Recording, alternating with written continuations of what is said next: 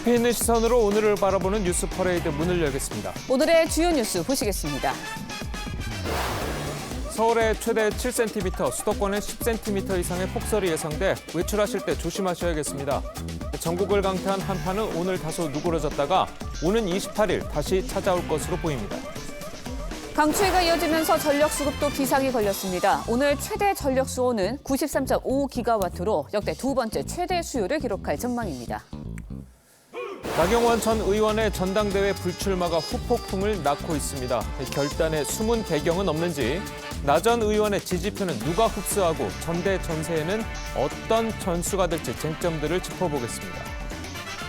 부동산 시장이 얼어붙으면서 강남 일부 아파트의 전세 가격도 반토막 사태가 속출하고 있습니다.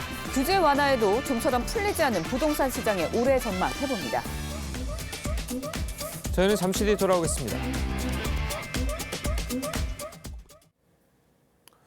수도권을 포함해 중부지방을 중심으로 꽤 많은 눈이 내리고 있습니다. 영하의 추위도 계속되고 있어서 빙판길에 각별히 주의하셔야겠는데요. 중앙재난안전대책본부는 위기경보 수준을 주의로 상향 조정했고 출퇴근 시간 대중교통도 집중 배치하기로 했습니다. 외출할 때 되도록 대중교통을 이용하는 게 좋을 것 같습니다. 서울 광화문 나가 있는 취재기자 연결해 보겠습니다. 이광희 기자, 지금 눈 많이 내리고 있는 것 같은데 얼마나 왔습니까? 네, 보시는 것처럼 서울엔 눈발이 날리고 있는데요. 이곳 서울 광화문광장엔 눈이 약 2cm 정도 쌓였습니다. 서울 아침 최저 기온은 영하 9도 정도로 어제보단 10도 정도 올랐지만 눈이 오면서 맹추위는 계속되고 있습니다. 눈은 새벽부터 내리기 시작해 현재 서울 서부를 포함한 수도권 서부와 충남 북부 서해안에 대설주의보가 발효됐습니다. 인천과 경기 서해안은 시간당 1에서 2cm의 눈이 내리고 있습니다.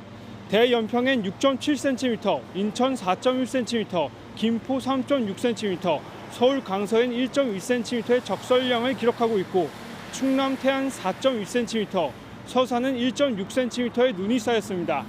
눈은 오늘 낮 동안 전국 대부분 지역으로 확대될 예정인데 서울과 중북부 지역은 오후부터 그치지만 충청 이남 지역은 모레부터 계속 내릴 것으로 보입니다.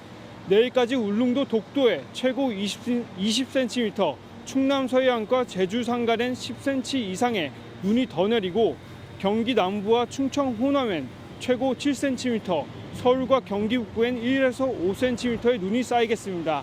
행정안전부는 자정부터 중앙재난안전대책본부 1단계를 가동했고 서울시는 출퇴근 시간대 지하철과 버스를 추가 투입하기로 했습니다. 서울 광화문광장에서 TV조선 이광희입니다. 계속되는 한파에 바닷물도 얼어붙었습니다. 서해 갯벌은 거대한 빙판으로 변했고 겨울철에도 비교적 따뜻했던 부산 앞바다의 해안가도 얼음으로 뒤덮였습니다. 김다로 기자입니다. 물이 빠진 갯벌이 마치 스케이트장처럼 빙판으로 변했습니다. 어선들은 얼음바다에 갇혔습니다. 영하 15.5도까지 떨어지는 매서운 추위는 어촌 풍경을 바꿔버렸습니다. 얼음 두께가 20cm에 이를 정도로 바닷물이 꽁꽁 얼어붙었습니다. 주민들은 밀물의 높이가 높은 사리 시기에 바닷물이 얼어붙은 것은 이례적이라고 말합니다. 물 많이 들을 때 이 어는 거는 처음이라고. 제가 64살인데 짧은 시간에 이렇게 바닷물이 오는 거 현재 처음이에요. 냉동고 한파에 부산 앞바다도 얼어붙었습니다. 바닷가 빙판은 해안을 따라 쭉 이어집니다. 부산의 최저 기온은 영하 12도로 2000년대 들어 세 번째로 추운 날씨를 기록했습니다. 신기하지요. 이게 뭐 해마다 어린 게 아니니까 이제 눈 온 지가 벌써 4년이 넘었거든요. 기록적인 추위에 한랭 질환 사망자도 발생했습니다. 충북 진천에서 80대 노인이 아파트 지상 주차장에서 쓰러진 채 발견돼 병원으로 옮겨졌지만 숨졌습니다. TV조선 김다로입니다. 한파에 눈까지 겹치면서 난방 수요는 치솟을 전망입니다. 여기에 설 연휴가 끝나고 조업을 재개한 공장 등의 전력 수요까지 늘면서 오늘 전력 수급이 고비를 맞을 거란 우려가 나오고 있습니다. 정준영 기자입니다. 한국전력거래소에 따르면 오늘 전력 수요는 오전 9시부터 10시 사이 92.1기가와트까지 치솟을 전망입니다. 한파와 폭설이 겹치며 최대 전력량이 94.5기가와트를 넘었던 지난해 12월 23일에 버금가는 수준입니다. 오늘 전력 수요가 역대 두 번째 기록을 세울 거란 관측도 나옵니다. 강추위로 인한 난방 수요 급증 때문인데 변수는 또 있습니다. 설 연휴가 끝나고 공장 등이 조업을 재개하면서 산업체 전력 수요도 크게 늘어난다는 점입니다. 실제로 지난해 설 연휴 마지막 날 63.8기가와트였던 전력 수요는 연휴가 끝난 후 둘째 날 82.6기가와트까지 치솟았습니다. 전력 수급이 오늘 고비를 맞을 거란 우려가 나오는 이유입니다. 오늘 공급 예비력은 11.2기가와트로 안정적인 전력 수급이 가능하다는 게 전력거래소 계산이지만 일부 발전기가 고장나는 등 돌발 상황이 발생하면 차질이 생길 수 있습니다. 이에 따라 전력거래소는 전력 수요가 몰리는 오전 9시부터 10시와 오후 4시부터 5시 사이 전기를 아껴 써달라고 당부했습니다. TV조선 정준영입니다. 국민의힘 나경원 전 의원이 선당 후사하겠다며 불출마를 공식 선언했습니다. 당내 당권주자인 김기현 의원은 결단에 경의를 표한다고 했고 안철수 의원은 안타깝고 아쉽다는 입장을 밝혔습니다. 황병준 기자의 보도입니다. 국민의힘 당사 기자회견장에 들어선 나경원 전 의원이 굳은 표정으로 마이크를 잡습니다. 저는 이번 국민의힘 전당대회에 출마하지 않습니다. 윤석열 대통령이 저출산 고령사회위원회 부위원장과 기후환경대사에서 나 전 의원을 해임한 지 12일 만입니다. 그러면서 윤석열 정권 성공과 총선 승리를 위해 선당 후사하겠다고 강조했습니다. 굉장히 용기가 필요한 것이었고 당을 사랑하는 마음으로 솔로몬 재판이 진짜 엄마의 심정으로 이번에 그만두기로. 당초 출마 의사가 강했지만 설 연휴를 전후로 쏟아진 여론조사에서 3위까지 떨어진 결과들이 나오면서 출마 동력이 떨어진 게 결정적이라는 분석이 많습니다. 다만 나 전 의원은 여론조사는 중요하지 않다고 했습니다. 나 전 의원의 불출마 결정을 놓고 김기현 의원은 결단에 경의를 표한다면서 나 전 대표와 손잡고 화합을 이루겠다고 했습니다. 하지만 안철수 의원은 안타깝고 아쉽다면서 출마했다면 당원들에게 더 많은 선택지를 줄 수 있었을 것이라는 입장을 냈습니다. 이제 관심은 나 전 의원을 지지했던 표심이 김기현, 안철수 두 후보 중 어느 쪽으로 갈지에 쏠리게 됐습니다. TV조선 황병준입니다.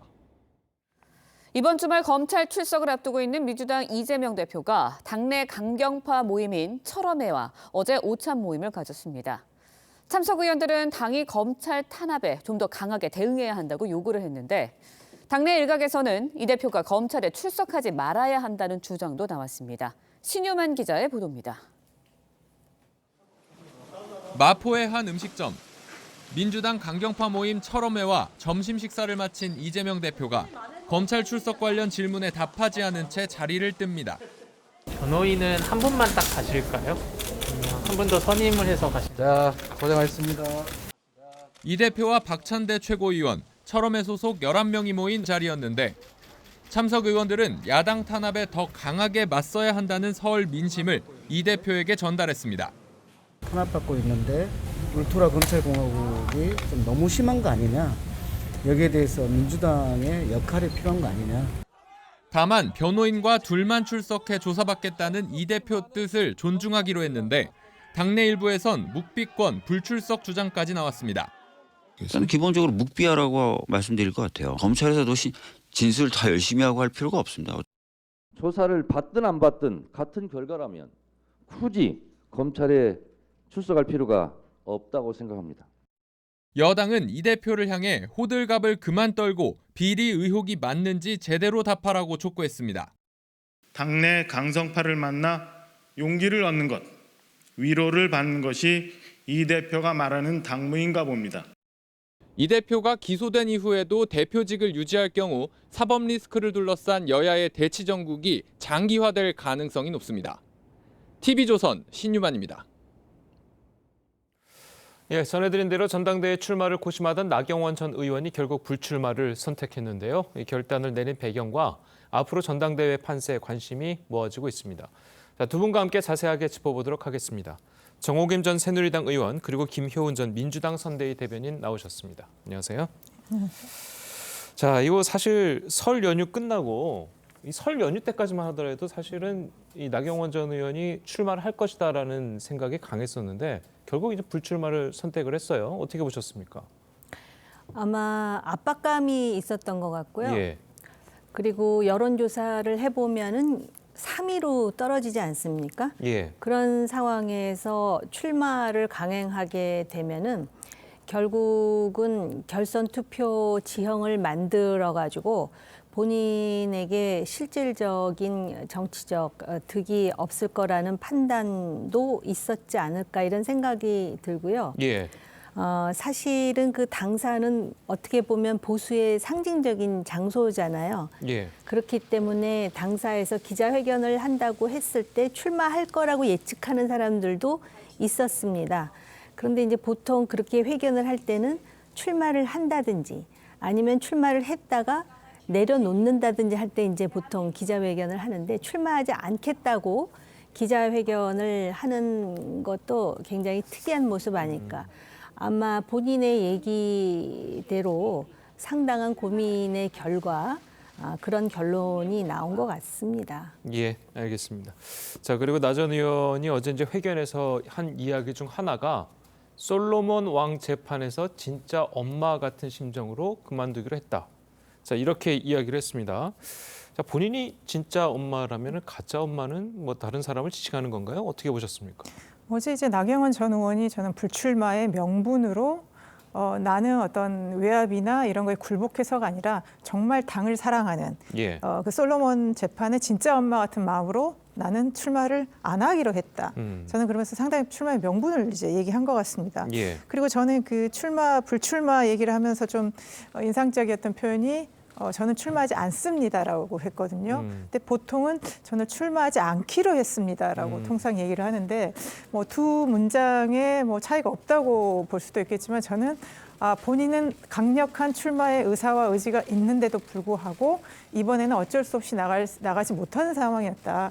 이런 거를 나의 어떤 그 강력한 의지라기보다는 나는 출마하지 않습니다라는 약간 좀 객관적인 상황의 어떤 탓으로 좀 규정하고 있지 않는가 저는 그렇게 봤고요. 예. 그러면 결국은 진짜 엄마라는 게 솔로몬 재판에서 두 엄마가 서로 자기 아이라고 우기고 있는데 진짜 엄마야말로 그 아이의 반이라도 갖겠다는 것이 아니라 정말 내가 아이를 보내주면서라도 아이를 살리겠다는 게 진짜 엄마지 그렇죠. 않습니까? 그러니 나경원 의원은 그런 거죠. 지금 당대표에 나오겠다는 사람들은 진짜 엄마가 아니라 무조건 당을 위해서가 아니라 당대표가 되겠다는 그런 욕심을 갖는 사람이다라고 지금 출마하는 사람들을 비판을 했고요. 나야말로 정말 당에 대한 충정이 있다. 이번에 여러 가지 이제 일련의 우여곡절이 있었지만 이런 것들이 나의 문제라기보다는 내가 정말 당을 사랑한다. 이런 걸 명확히 한 것 같고요. 그런데 이제 결국은 이 솔로몬 재판 얘기를 하다 보면 그러면 솔로몬 같은 현명한 판단을 내려줬어야 하는데 그럼 과연 윤석열 대통령이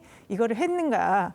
윤석열 대통령에 대한 좀 간접적인 비판으로도 좀 확대될 수 있는 그런 발언이 아니었나 싶습니다. 예, 알겠습니다. 자, 그리고 불출마 선언문에서 나 전 의원은 당을 향한 뼈 있는 말로 해석될 수도 있는 발언도 했습니다. 직접 들어보겠습니다. 오늘 이 정치 현실은 무척 낯섭니다. 포용과 존중 절대 간직해야 합니다. 질서 정연한 무기력함보다는 무질서한 생명력이 필요합니다. 건강한 국민의 힘 그리고 윤석열 정부의 진정한 성공을 기원하겠습니다. 지금 정치 현실이 굉장히 낯설다고 하셨는데요. 최근에 1년의 과정에서 국민들께 많이 실망을 끼쳐드린 부분도 있다고 생각을 하고요. 뭐 그런 애들로 뭐 이해하시면 좋겠습니다.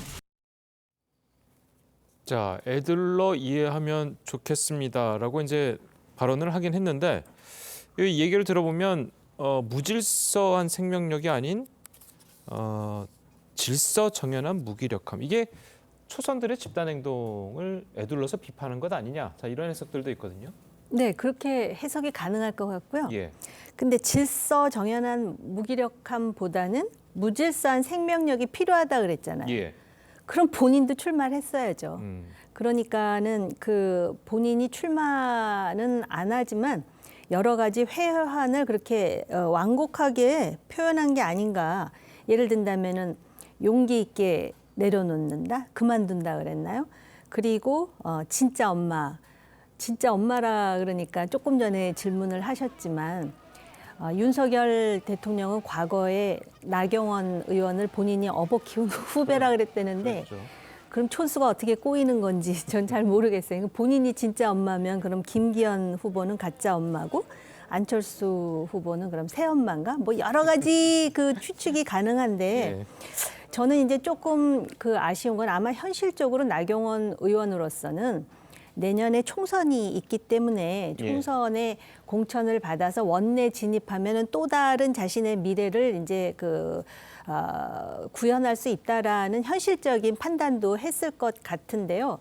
어찌됐든 객관적으로 볼 때 본인의 지지율 문제도 있었지만은 여러 가지 압박이 가시화됐던 것도 사실 아닙니까? 그러면은 정치인들은 그거에 대해서 기록은 남겨야 되거든요. 내가 이렇게 못 나가지만 이런 상황은 잘못됐다. 근데 굉장히 그거를 조심스럽게 얌전하게 지금 그 불출마하는 거예요. 그런 측면을 그대로 보여줬다고 보여집니다. 나경원 의원의 큰 장점이 뭔지 아십니까? 우리 강 앵커도 잘 아시겠지만 뒤에서 남의 말을 절대 하지 않습니다. 뒷담화를. 그런데 단점이 뭐냐? 이건 제 생각이긴 한데요. 앞에서도 쓴소리를 못하는 것 같아요. 그러니까는 이게 진실이고 이게 보수 정당이 나가야 될 길 아니에요? 라고 한마디라도 했었으면은 훨씬 기억에 남지 않았을까? 그런 생각도 드네요. 예, 조금 전에 이제 말씀하신 것 중 하나가 그 차기 총선을 위해서 어쩔 수 없이 당대표를 내려놨을 것이다라고 출마를 내려놨을 것이다라고 이제 말씀을 하셨는데 그런데 과연 지금 이렇게 윤석열 대통령 대통령실 그리고 친윤 세력과의 반목을 하는 모습을 보였는데 과연 총선에서 내려놓는다고 해서 공천을 줄 것이냐 이것도 지금 확실치 않은 건 아닌가요? 1년 남았잖아요. 예. 그 1년 사이에 무슨 일이 일어날지 아무도 몰라요. 그렇죠. 그런데다가 대통령 임기가 5년 아닙니까? 이게 일단 그 국회의원들도 그렇고 대통령도 그렇고 들어가면은 5년 이상으로 이렇게 착각하게 하는 여러 가지 상황이 만들어지지만 실제로 참 짧아요.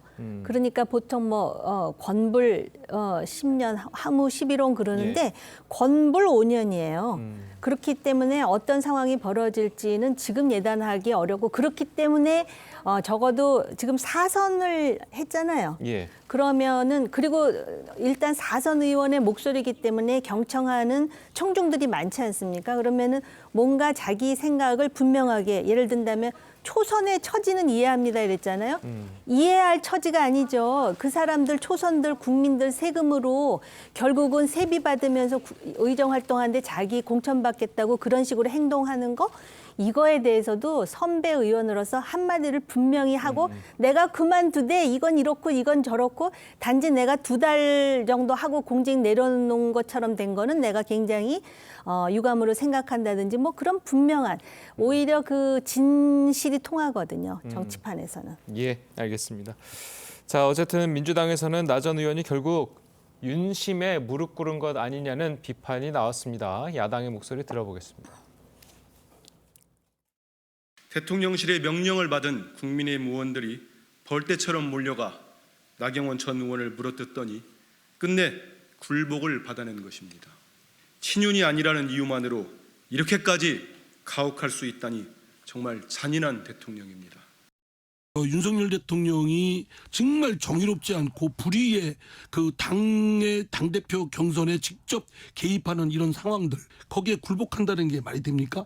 결국은 윤석열 대통령 그 서술에 무릎을 꿇은 거라고밖에 볼 수 없습니다. 예. 자, 나경원 전 의원 같은 경우는 이제 4선 의원이잖아요. 본인이 이제 보수 정당에서 4선을 하는 동안 민주당이 이렇게 본인을 편들어주는 그런 상황은 처음 겪었을 것 같은데, 자, 민주당이 이렇게 나경원 전 의원의 어떻게 보면 편을 들어주는 그런 모양새를 보이는 이유는 어디에 있다고 보십니까? 작년부터 이제 쭉 윤석열 대통령 이후에 국민의힘 상황을 보아온 거죠. 예. 유준석 대표의 대표를 그렇게 쫓아내는 그런 행태들, 그리고 그 이후에 윤석열 대통령이 국정 운영이나 당 관련된 사안에 대해서 굉장히 그 독선적으로 일방적으로 끌고 가는 그런 부분에 대한 것들이 많이 보였고요. 이번에 참 2탄처럼 이제 나경원 사건이 이제 나온 거죠. 근데 나경원 의원의 이것도 저는 나경원 의원이 그 안에서 정말 사선 중진 의원으로서 정말 당내 민주주의를 좀 회복하고 새로운 당을 만들기 위한 것이었다면 예. 처음부터 좀 공직을 맡지 말고 나는 정말 당대표를 나와서 이렇게 하겠다라고 본인만의 이런 것들을 강하게 좀 보여줬더라면 이 전국을 좀 끌고 갈 수 있었을 텐데 그런 것이 잘 되지 않은 상태에서 이게 이제 윤핵관이나 대통령실과 맞서는 모양이 되면서 사실 어제 저는 그러니까 나경원 전 의원은 다른 선택지가 없었다고 봅니다. 그러니까 출마가 불가한 거죠. 왜냐하면 그 현실적인 문제거든요. 뭐 과거 로마의 카이저처럼 본인이 정말 그 자기 군단을 이끌고 루비콘 강을 건너서 로마의 황제가 될 수 있느냐 그런 상황은 아니거든요.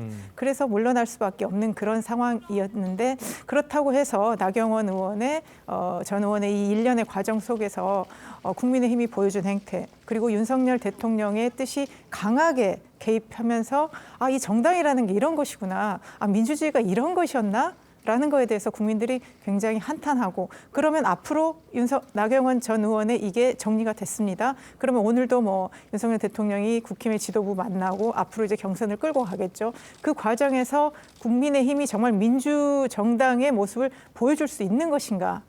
과연 그럴까에 대한 의구심이 야당뿐만 아니라 국민들은 상당히 좀 회의적으로 보고 있는 것이 아닌가 싶습니다. 예. 자, 이렇게 뭐 당 외부에서 보는 시각들은 좀 이런 것 같습니다. 그리고 오늘 또 윤 대통령은 이제 여당 지도부와의 오찬도 좀 있잖아요. 이 상황에서 분명히 나경원 전 대표에 대한 이야기가 안 나올 수는 없을 텐데 이번 불출마를 계기로 해서 대통령실과 나경원 전 의원 사이에 관계가 어느 정도 복원이 될 수 있다고 보십니까? 아마 나경원 전 의원은 그 복원의 가능성을 열기 위해서 출마를 접은 것 아닐까 예. 이런 생각이 들고 오늘 여당 지도부와의 오찬에서 나경원 의원에 대한 이야기가 얼마나 심도 있게 나올지는 잘 모르겠지만 그렇게 많이 안 나올 것 같다라고 저는 개인적으로 생각을 하고요. 그다음에 조금 전에 이제 그 민주당에서 뭐 여러 가지 얘기하잖아요.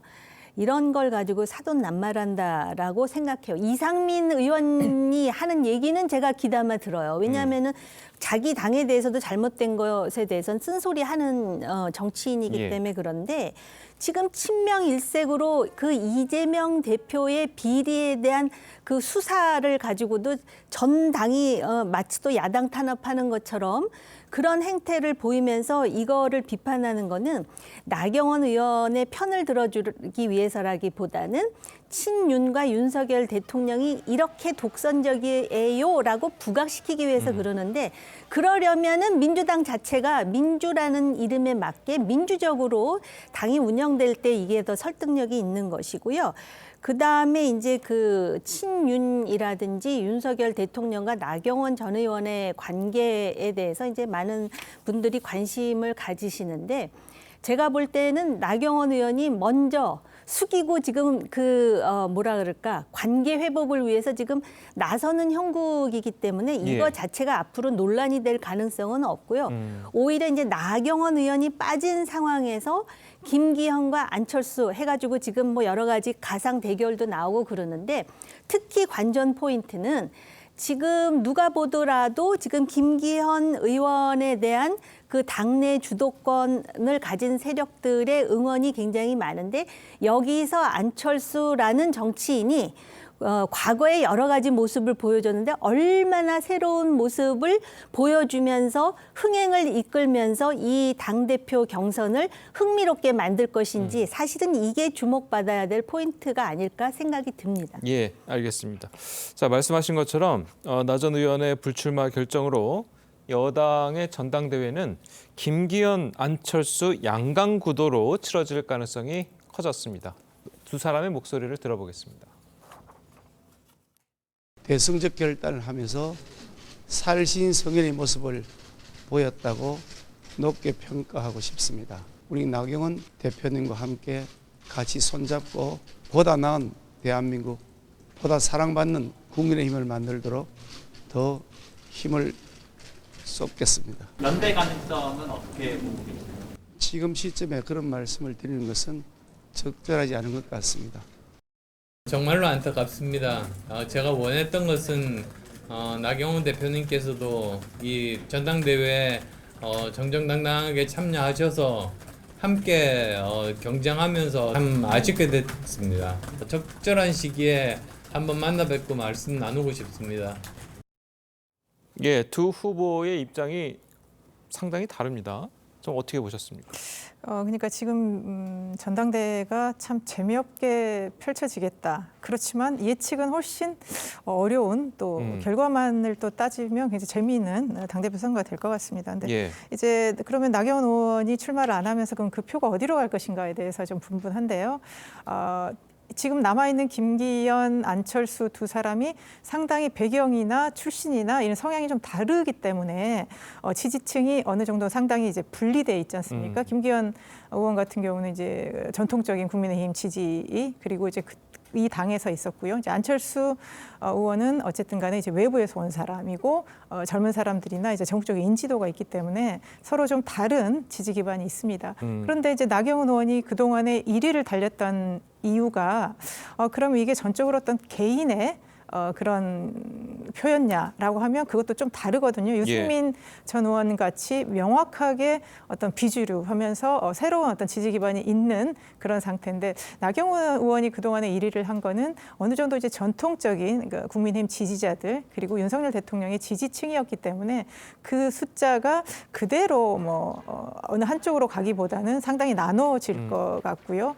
그러면 이제는 김기현 의원과 안철수 후보 두 사람이 당원과 국민들한테 어떤 거를 보여주느냐 그런 게 지금 앞으로 관건인 것 같은데 지금 사실 아직까지는 그렇게 흥미로운 뭐 정책이나 공약 이런 것들이 좀 뚜렷하지 않은 상태이지만 어쨌든 김기현 의원이 상당히 이제 나경원 전 의원을 치고 올라와서 독주하는 추세로가 있지 않을까 싶었는데 상당히 또 안철수 의원이 쫓아오면서 상당히 혼전 양태 참 경선이 재미있게 됐고요. 과연 그러면 국민의힘이 경선 규칙을 바꾸면서까지 어떤 당대표를 선출하고자 하는 그런 목적이 끝까지 잘 관철될지 상당히 흥미있습니다. 예, 알겠습니다.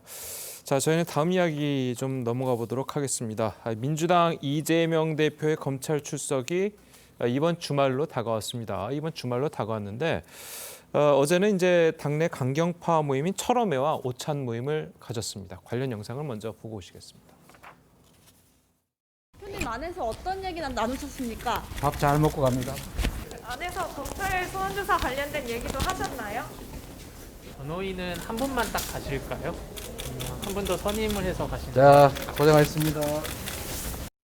민주당이 조금 더 강하게 해달라는 그런 저런 민심에 대해서도 드렸습니다. 탄압받고 있는데 울트라 검찰공화국이 좀 너무 심한 거 아니냐. 여기에 대해서 민주당의 역할이 필요한 거 아니냐. 예, 설 연휴가 끝나자마자 당내 강경파 의원 모임 그리고 이재명 대표의 강한 이제 지지 세력인 철험회 의원들과 만났다는 것은 상당한 의미를 갖고 있는 것 아니겠습니까?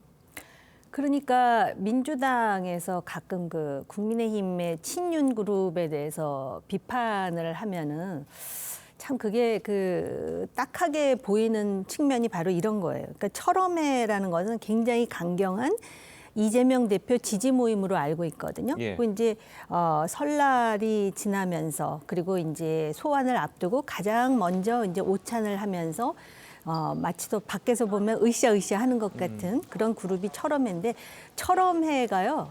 저는 철험회 그래서 처음처럼 초심을 잃지 않겠다는 의미의 철험회인가 했더니 모르겠어요. 그 인터넷상으로는 누구처럼은 되고 누구처럼은 되지 말자는 철험회라 그러더라고요.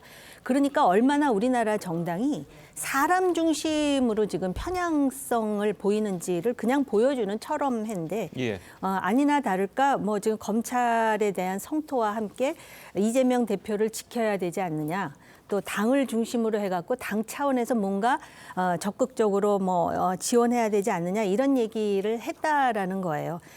이거는 어떻게 보면은 이재명 대표와 민주당의 한계가 될 수도 있거든요.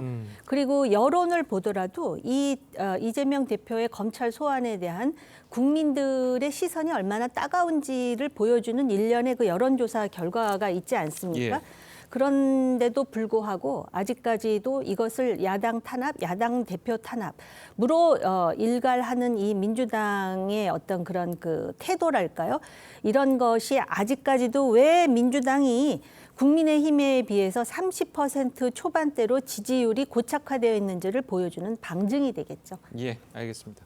자, 그리고 이제 당내에서는 또 이제 강한 발언들도 좀 나오고 있습니다. 박주민 의원 같은 경우에는 묵비권을 행사해야 된다라고 이야기를 하고 있고, 정청래 최고위원 같은 경우에는 불출석을 심각하게 고려해야 된다. 검찰에 나갈 필요가 없다라는 식의 이야기를 하고 있는데, 이런 메시지가 나오는 이유는 뭘까요? 이재명 대표 본인은 나가겠다는 입장인 것 같은데. 그러니까 이제 이재명 대표가 작년에 대표된 이후로 계속 이제 사법적인 이런 문제가 있을 때마다 이제 당 지도부의 일관된 입장이었던 거죠. 예. 이거는 검찰이 정해놓고 하는 것이고 민주당을 탄압하는 것이기 때문에 이거에 대해서는 대응할 필요가 없다라는 게 이제 입장이었던 겁니다. 그래서 예. 지난번에 검찰 출석도 또 안에서는 그럴 필요 없다라고 했고 이재명 대표는 그냥 내가 당당하게 나가서 나는 죄가 없기 때문에 나가서 얘기하겠다 이렇게 한 거죠.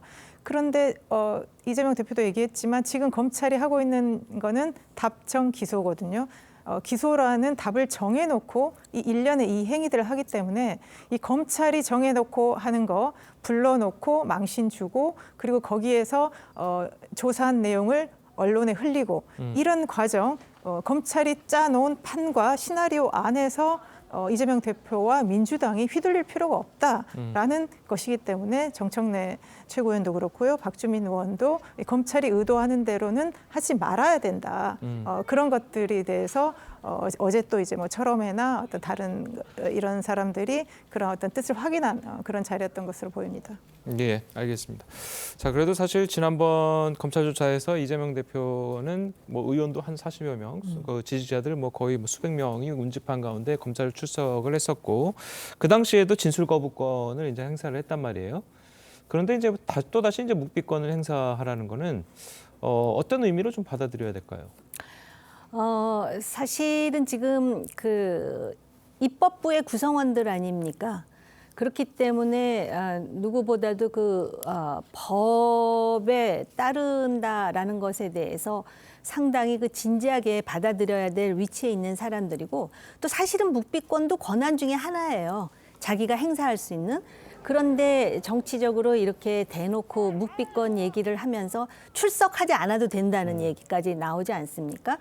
그러면은 자신들이 항상 그 선거 때는 국민의 머슴입니다라고 이야기하지만 실제로는 자기네들이 어떤 구름 위에 있는 것 같다라는 그러한 그 불편한 생각을 하도록 유권자들에게 그런 부분이 있고요. 예. 본인이 아무 죄가 없다라고 강변하는 만큼 오히려 내가 왜 죄가 없는지 나는 아무 잘못도 안 하고 지금 거론되고 있는 정진상, 김용 그리고 유동규 씨가 지금 여러 가지 얘기를 하던데 이것에 대해서 본인이 이게 사실이 아니라는 걸 오히려 당당하게 밝힐 때 오히려 그 국민들에게 설득력이 있지 않을까 생각을 하고요. 예. 그렇기 때문에 만약에 이런 상황에서 대표가 기소를 당한다면 사퇴해야 된다라는 여론이 63.8%가 나왔다 그래요. 근데 민주당 지지자들 중에는 33.4%만 대표가 사퇴해야 된다라고 나오잖아요. 예. 이거의 문제는 또 무엇이냐?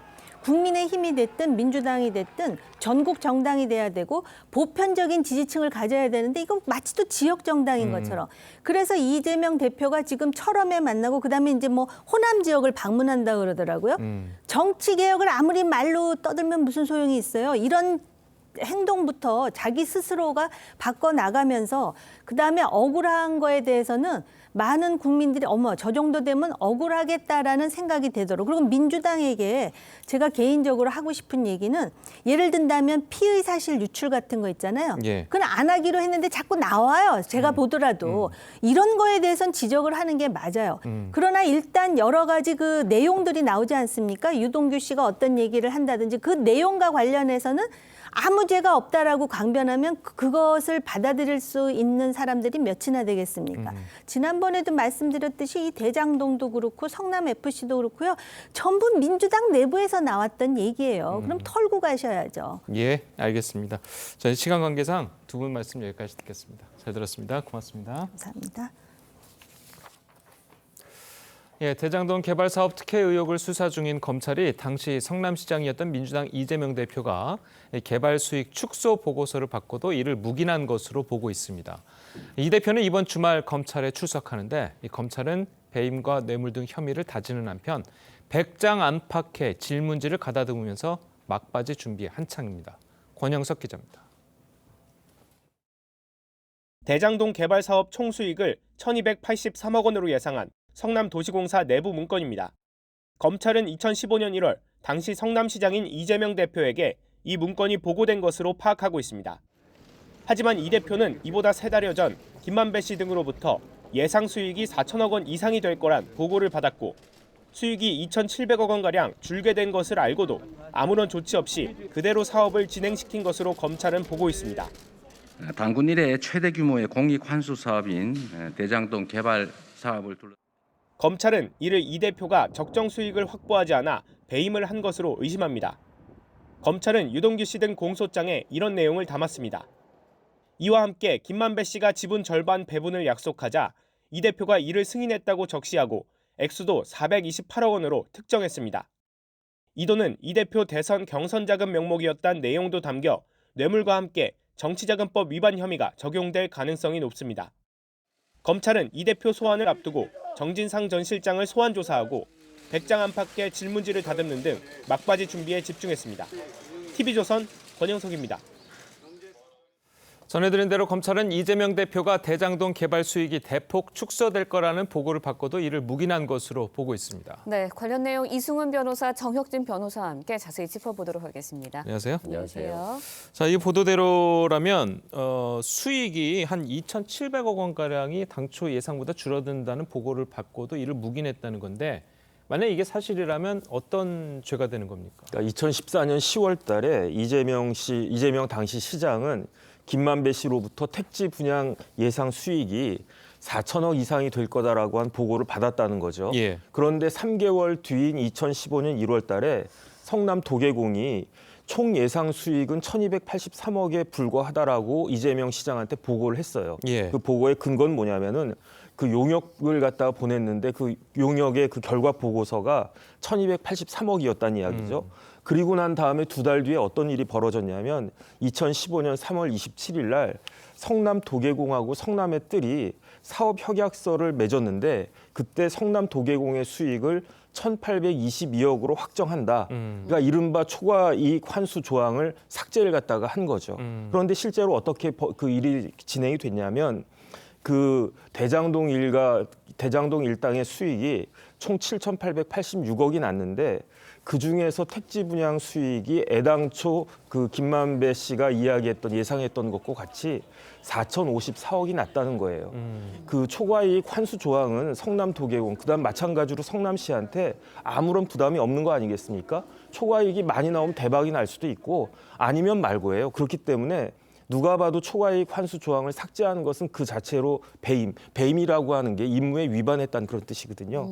그런데 이익이 4천억 이상이 나올 거라고 보고를 갖다 받았음에도 불구하고 다른 용역 보고서에 그 근거해가지고 용역 보고서에 1,283억이었으니까 거기보다 한 500억 정도 높여가지고 1,822억이다. 그러니까 나는 괜찮다, 난 그렇게 믿었다라고 이야기할 수 있었는데 만약에 검찰 내용이 사실이라고 한다면 이재명 시장은 당시에 4천억 이상이 나올 걸 알고 있었다라는 거고 실제로 4,054억이 나왔고 죄질이 일반적인 업무상 배임죄보다 훨씬 더 나쁘다 이렇게 볼 수가 있는데 업무상 배임죄는 형법에도 나와 있지만 특정 경제범죄 가중처벌법이 있어요. 거기 업무상 배임죄는 이득액이 50억이 이상이 된다라고 하면 5년 이상 징역 무기까지 나오거든요. 그런데 이거는 뭐 2,700억이 나온 거니까 만약에 이 혐의가 그대로 인정이 된다라고 하면 가장 엄정한 그러한 처벌을 받을 수 있는 그런 상황이 아닌가 하는 생각이 듭니다. 네, 개발 예상 수익이 2,700억 원이 낮게 책정이 됐으면 이게 적정 수익이 이제 좀 따져보는 게 맞는 것 같은데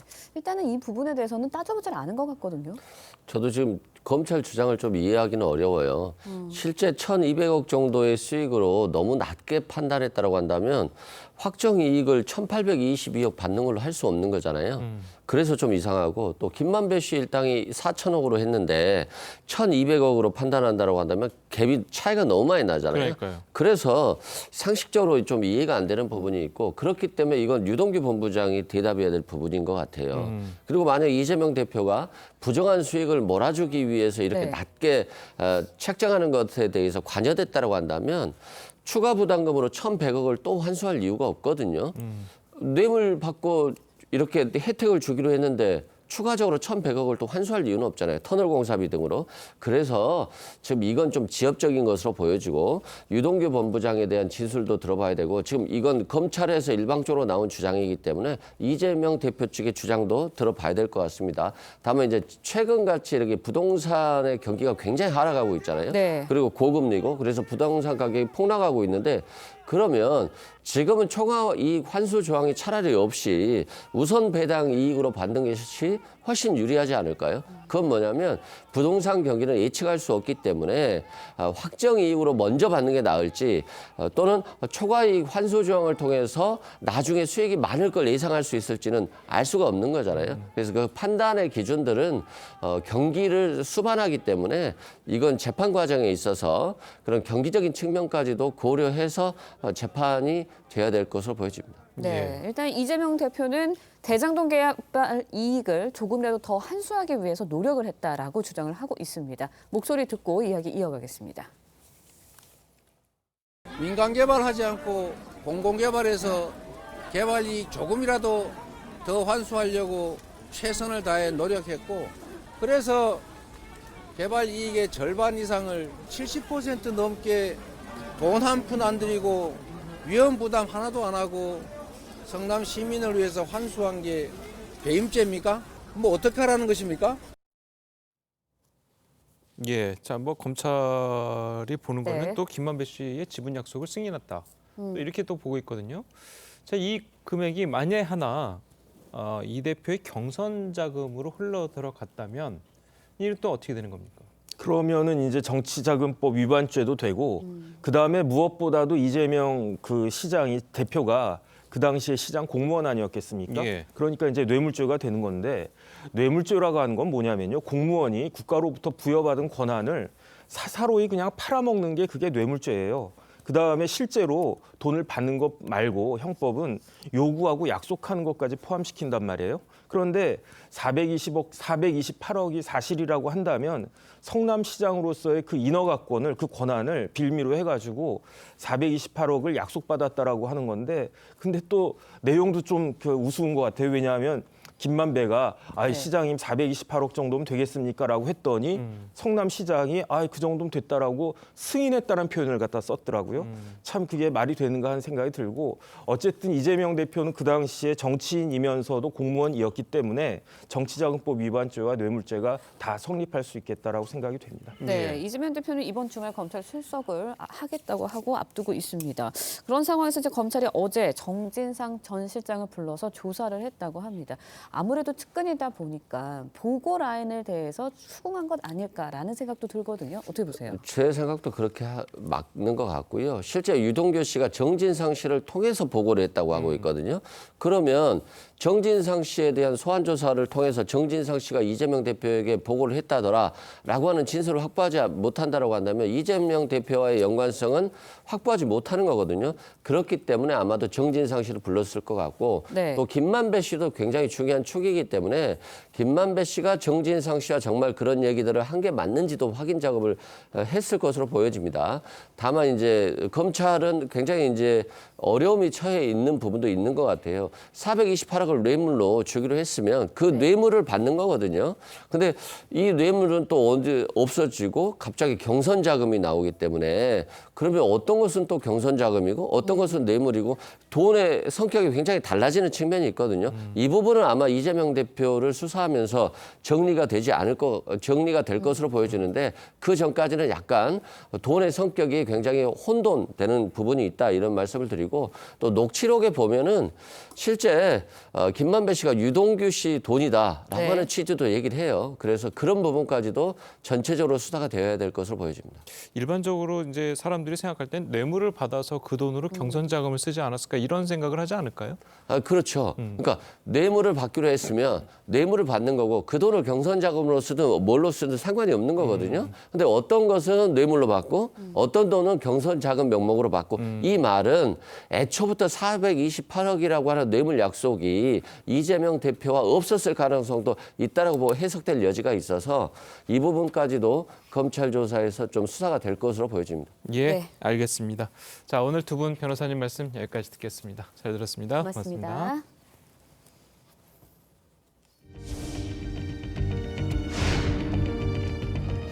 새로운 세입자가 구할 수 없는 그런 상황이다 보니까 기존에 제가 갖고 있는 전세금에서 1억 정도를 빼서 계속 거주를 할 수 있느냐라고 물었었고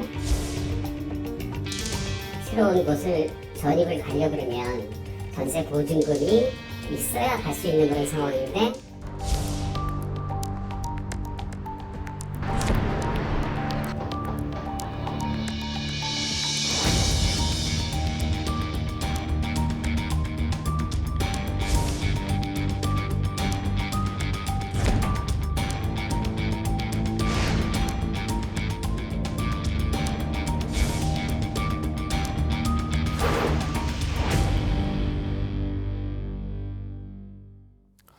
예, 보신 것처럼 집값과 함께 전셋값이 큰 폭으로 떨어지면서 부동산 시장이 요동을 치고 있습니다. 네, 올해 부동산 시장 전망 김인만 부동산경제연구소장과 함께 자세히 짚어보도록 하겠습니다. 안녕하세요. 안녕하세요. 안녕하세요. 자, 이 영상을 보셨듯이 강남의 전셋값이 반토막이 나고 있다고 그래요. 이건 네네. 어떤 이유입니까? 이게 뭐 부동산 불패 신화 강남에서 전세 가격이 반토막이 나고 있는데요. 반포 자이 같은 경우는 22억 원 하던 1년 전만 하더라도 22억 원 하던 전세 가격이 12억까지 떨어졌고요. 예. 네. 레미안 블레스티지 개포주공 2단지 재건축한 아파트인데요. 16억에서 8억으로 진짜 50% 반토막이 난 상황입니다. 그러니까 왜 그렇게 떨어지는 거죠?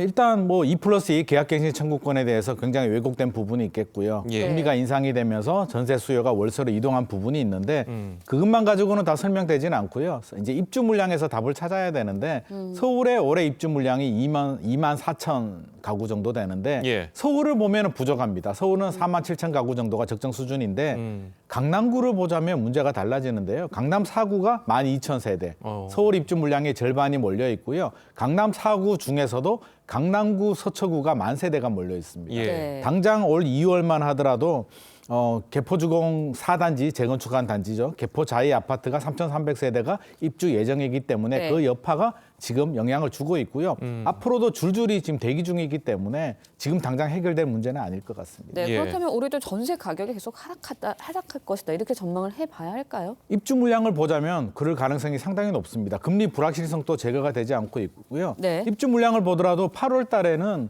원베일리 강남의 재건축 아파트가 2,990세대가 네. 입주 예정이고요. 11월 달에는 개포주공 1단지죠. DH 퍼스티어 아이파크가 무려 6,600세대가 입주할 예정이고 내년 상반기까지 6,000세대 정도가 더 남아있기 때문에 적어도 내년 상반기까지는 입주 물량의 영향을 피하기는 어려울 것 같습니다. 자, 그럼 뭐 어쨌든 전세 네. 가격이 내려가긴 내려가는 거면 전세를 구하려고 하는 사람들의 입장에서는 뭐 그런 좋은 나쁜 소식만은 아닐 것 같은데 어떻습니까? 지금 당장은 좋습니다. 지금 당장은 이제 뭐 쾌재를 부를 수가 있는데 계속 전세 가격이 떨어지게 되면 당연히 좋겠는데요. 이게 일시적인 현상에 그칠 수도 있습니다. 내년 하반기 되고 입주 물량이 줄어들고요. 금리 인상이 멈추고 오히려 하락으로 돌아서게 되면 전세 가격이 다시 오를 수도 있습니다. 예. 우스갯소리로 전세금 안 올리는 집주인이 가장 나쁜 집주인이라는 말이 있거든요. 전세금 안 올리니까 너무 좋아가지고 10년 동안 살았는데 나중에 이제 새로운 집을 알아보다 보니까 10년 동안 집값이 너무 많이 올랐고 그러니까요. 전세 가격도 너무 올라서 타이밍을 놓치는 경우들이 있기 때문에 지금 전세금이 낮아졌다고 해서 너무 안심하지 마시고 내 집 예. 마련 계획은 꼼꼼하게 세우셔야 될 것 같습니다. 예. 네, 집값도 계속 하락세라고 전해지고 있는데 최근 잠실 가락동 아파트 2년 전에 비해서 8, 9억씩 떨어진 가격으로 매매가 모두 이루어지고 있다라고 합니다. 네네. 원인은 뭔가요? 일단 고점 대비 30% 정도 하락을 했는데요. 원인은 뭐 많이 올랐습니다. 우리 2015년에서 2021년까지 많이 올랐고요. 네. 금리 인상의 영향 당연히 있고요. 거기에 전세 가격 하락까지 맞물렸습니다. 전세 가격이 버텨주게 되면 매매 가격의 하락을 좀 지지해주는 역할을 해주는데 지금은 매매 전세가 동반 하락이기 때문에 속절없이 떨어지고 있는 상황이고요. 뭐 다행은 다행이라면 1.3 대책이 발표된 이후에 하락은 일단 잠시 멈춘 상태입니다. 자, 방금 이제 하락은 잠깐 멈췄다고 하는데 최근에 이제 부동산 시장을 이제 좀 들여다 보면 급매로 내놨던 물건들이 이제 점차 다시 들어가기 시작했고 네네. 매물 자체가 이제 없어지는 그러니까 가격도 멈추고 매물 자체도 없어지기 때문에 이러다가 다시 부동산 가격이 올라가는 거 아니야? 이렇게 생각하는 분들이 있거든요. 네. 굉장히 좀 불안한 마음을 가질 수도 있습니다. 집값 더 떨어져야 되는데 왜 대책을 예. 발표해가지고 떨어지는 집값을 또 멈추게 하는 거야. 불만의 목소리를 낼 수가 있는데요. 예. 집주인 입장에서는 이제 급매물이 소화가 되고 대책이 나오니까 매물을 회수하고 호가를 올리면서 한번 버텨보자라는 마음을 가질 수가 있는데 예. 가장 중요한 거는 거래가 되려면 이제 매수자와 매도자 간에 어떤 합의를 봐야 되는데 매수자들은 급매물 가격 이하로 집을 살 생각이 지금 전혀 없는 것 같고요. 지금도 거래가 안 되고 있는데 매수자들이 매도인들을 따라가주면 가격이 올라갈 수도 있는데 지금은 예. 따라갈 생각이 없고요. 금리 인상에 대한 불확실성도 금리가 언제까지 오를지 인하가 언제까지 인하가 언제 될지도 모르겠고요. 인하가 되더라도 언제까지 빨리 떨어질지도 모르는 상황이기 때문에 지금 당장은 매수자들이 오히려 매수자 우위 시장에서 칼자루를 쥐고 있기 때문에 네. 당분간은 횡보할 가능성이 높고요. 계속 이 상태가 지속이 된다면 집을 팔아야 되는 매도자들은 다시 또 가격을 내리면서 팔 수밖에 없는 상황인 것 같습니다. 그러니까 집을 가진 사람들이 이제 집을 내놨다가 이제 다시 걷어들이고 네네. 그리고 가격을 예전에 다시 좀 낮춰서 내놨다면 지금 어느 정도 다시 올려서 내놓고 맞습니다. 있단 말이에요. 네네. 자, 그럴 수 있는 가장 큰 요인은 어디 있다고 보십니까? 일단 뭐 규제 완화에서 힘을 좀 얻은 것 같습니다. 뭐 강남 3구, 용산구 빼고 모든 네. 규제를 다 풀어줬고요. 세금 부담도 상당히 낮아졌고 금리 인상도 이제 거의 마무리가 보이거든요. 3.5%까지 이제 기준금리가 올랐는데 많이 올려도 0.25 정도 더 올리고 멈출 거다. 예. 하반기에는 금리가 내릴 거라는 장밋빛 전망이 나오고 있기 때문에 일단 희망을 가지고 호가 올리면서 한번 버텨보고 있는 상황입니다. 네, 예. 분양 시장도 좀 살펴볼게요. 네. 청약 경쟁률 19.4대 1을 기록했던 마포의 한 아파트에서는 계약 포기가 이제 무더기로 발생하면서 절반 이상이 무순위 청약으로도 나오기도 했습니다. 네. 앞서서도 말씀을 해주셨지만 매수자 우세 시장에서 좀 관망세여서 이러는 걸까요? 어떤 맞습니다. 걸까요? 왜 이러는 걸까요? 이게 마포 아현 2구역 재개발 아파트인데요. 입지가 굉장히 좋습니다. 입지가 좋은데 분양가가 3.3제곱미터당 평당 4천만 원 정도 나왔거든요. 예. 둔촌주공도 지금 미계약이 많이 발생하고 있는데 이 정도 가격이면 시장에서 지금은 비싼 가격이다. 고분양가로 판단하고 있기 때문에 결국에는 가격을 낮춰야 되는데 재개발 구역에서 가격을 낮추게 된다면 또 조합원들의 수익성이 나빠질 수도 있기 때문에 어쩔 수 없는 선택이었던 것 같고요. 현재 부동산 시장을 제대로 반영해 주는 것 같습니다.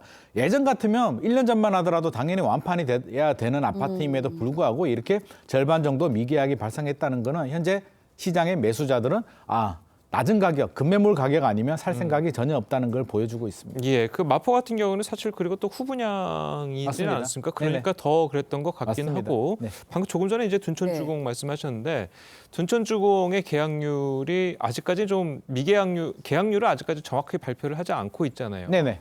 자, 그거는 또 왜 이유가 있다고 보십니까? 사실 둔촌주공 입장에서는 계약률을 완판 아니면 큰 의미가 없어요. 100% 완판이 됐다면 자신 있게 발표가 될 텐데 80%든 70%든 60%든 어차피 미계약이 발생을 한 거고요.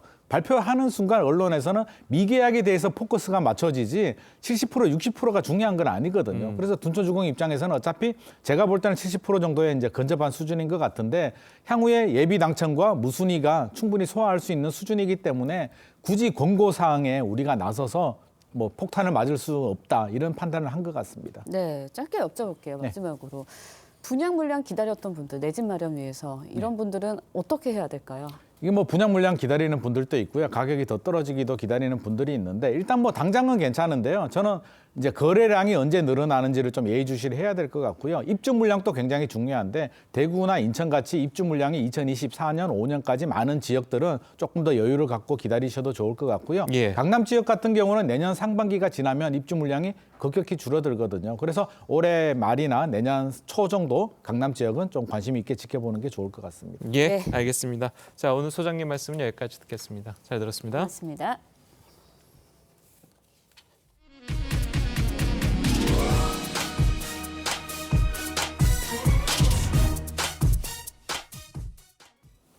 지난해 우리나라의 김치 수입이 역대 최대치를 기록한 것으로 나타났습니다. 국내산 김치 가격이 너무 오르다 보니 중국산 수입이 크게 늘어난 건데 한국 김치의 인기가 주춤하면서 김치 수출은 10% 이상 줄었습니다. 김충명 기자의 보도입니다. 배추값이 폭등했던 지난 가을, 김치가 사라졌습니다. 김치 원료가 죄다 오르다 보니 제품값이 오르는 것은 둘째치고 품귀 현상이 벌어졌습니다. 관세청에 따르면 작년 김치 수입액은 1억 6,900만 달러로 전년보다 20% 넘게 증가했습니다. 역대 최대치입니다. 지난 2021년 중국 김치 공장에서 알몸으로 배추를 절이는 이른바 알몸김치 사건이 발생한 후 김치 수입은 감소세를 보였지만 고물가를 당해낼 재간은 없었습니다. 중국산 수입김치 가격은 국내산 김치의 5분의 1 수준입니다. 반면 한국 김치의 수출액은 1억 4,100만 달러로 전년보다 11.9% 줄었습니다. 한국 김치 최대 수입국인 일본에서의 소비가 줄어섭니다. 김치 수출의 대부분은 일본이 차지하는 것이 사실입니다. 엔저 효과와 일본 현지 물가 인상으로 인해 소비 심리가 위축되면서 코로나 사태를 계기로 한국 김치가 면역력을 높이는 건강식품이라는 인식이 확산됐는데 엔데믹 상황에 접어들면서 김치 인기가 꺾인 것도 한 원인으로 꼽힙니다. TV조선 김충영입니다.